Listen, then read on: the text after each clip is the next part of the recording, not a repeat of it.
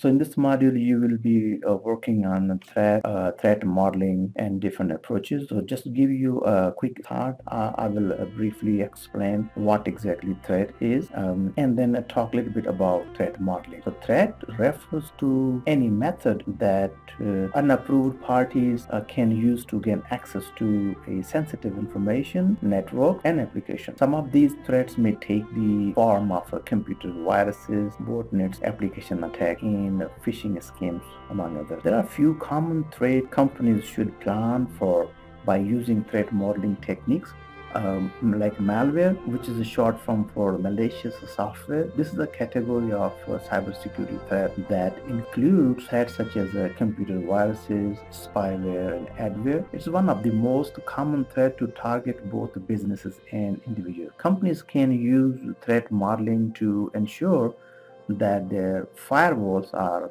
adequately prepared, that zero-day vulnerabilities are minimized, and that new exploits or malware signatures are documented. Proper planning, along with antivirus and other security software, will ensure networks are not compromised by malware. Then distributed denial of service attacks, which are the method of bombarding websites and web applications with enormous traffic requests that even overload the servers and they are hosted on, and these attacks are powered by thousands of bots and are indistinguishable from legit users attempting to access the site. For phishing, it's a method of obtaining user information through fraudulent communication targeted directly at people. It's often accomplished through emails disguised as a coming from a legit source, but deliver the target's information back to the hacker's actual source. Um, Talking about threat modeling, it's a way to plan and optimize network security operations. Security teams lay out their goals, identify vulnerabilities, and outline defense plans to prevent and remediate cybersecurity threats. Two approaches will approach very quickly and briefly. One is the DREAD.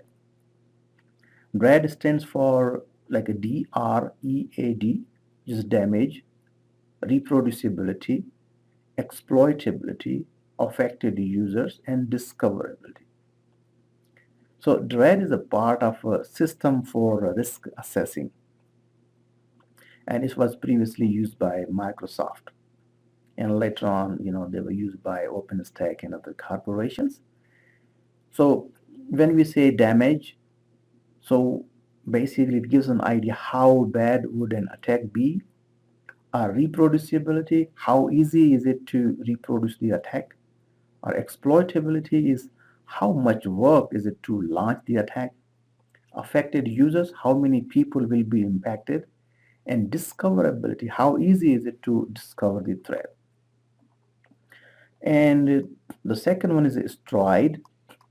Stride is the second name of basically spoofing, tampering, repudiation.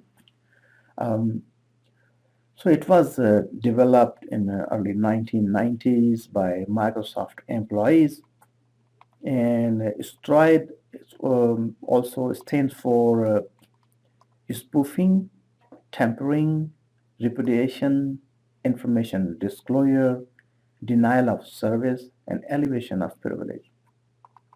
Let's talk a little bit about all these terms. So spoofing, that's where attacker tries to be something or someone he is not or she is not. Tampering, an attacker attempts to modify data that's exchanged between our application and a legit user. Repudiation, where an attacker or actor can perform an action with our application that is not attributable.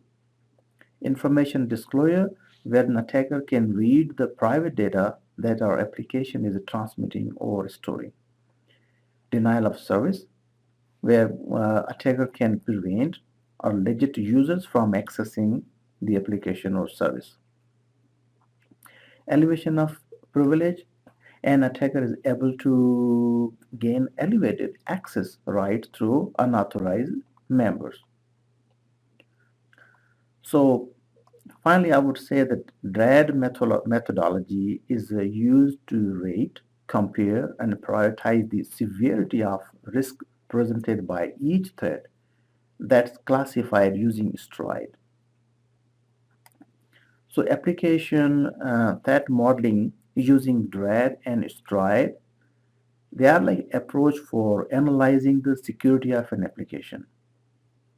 I would say it's a structured approach that enables us to identify, classify, rate, compare, and prioritize the security risk associated with the application. So this threat modeling should be considered separate from risk assessment. Although similar, but application threat modeling is more of a calculated approach. That's all for today. Thank you so much.